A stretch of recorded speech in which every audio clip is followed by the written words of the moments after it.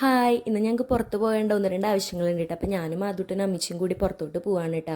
അപ്പോൾ അതേ ഞങ്ങളിതേ ബസ് കാത്ത് നിൽക്കുകയാണ്. ഫൈനലി ബസ് വന്നു, ഞങ്ങളിതേ കയറി പോവാണ് കേട്ടോ. അപ്പോൾ ആദ്യത്തെ നമ്മുടെ സ്പോട്ട് എന്ന് പറയുന്നത് അമ്മച്ചിയുടെ പല്ലൊന്ന് കാണിക്കണമായിരുന്നു.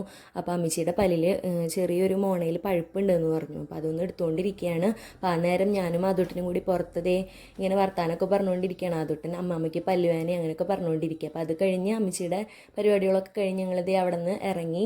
പിന്നെ പോയി ആദൂട്ടൻ്റെ ഹെയർ ഒന്ന് കട്ട് ചെയ്യാൻ വേണ്ടിയിട്ടാണ് കേട്ടോ. സിസോറ യൂണിസെക്സ് സലൂണിലേക്കാണ് പോയത്. തലൂരാണുള്ളത് കേട്ടോ. അപ്പം അങ്ങനെ ദേ ആദൂട്ടൻ്റെ ഹെയർ കട്ട് ചെയ്തുകൊണ്ടിരിക്കുകയാണ്.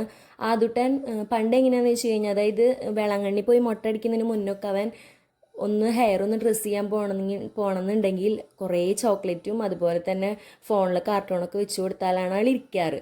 ഇപ്പോൾ ഈ ടൈം എന്താണെന്ന് അറിയില്ല, ആൾ നല്ല ഗുഡ് ബോയ് ആയിട്ട് ഒന്നും ഇല്ലാണ്ട് തന്നെ എൻ്റെ മടിയിൽ ഇരുന്നു കേട്ടോ. അപ്പോൾ എനിക്ക് ഭയങ്കര സന്തോഷമായി, എൻ്റെ മോൻ വലുതായി.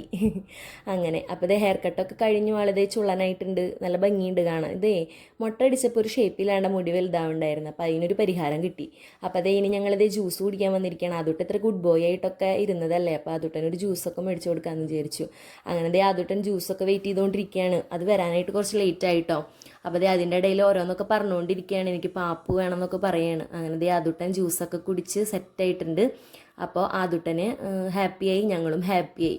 അപ്പോൾ ഇന്നത്തെ വീഡിയോ ഇത്രയേ ഉള്ളൂ. നല്ലൊരു വീഡിയോ ആയിട്ട് നാളെ കാണാം. ബൈ.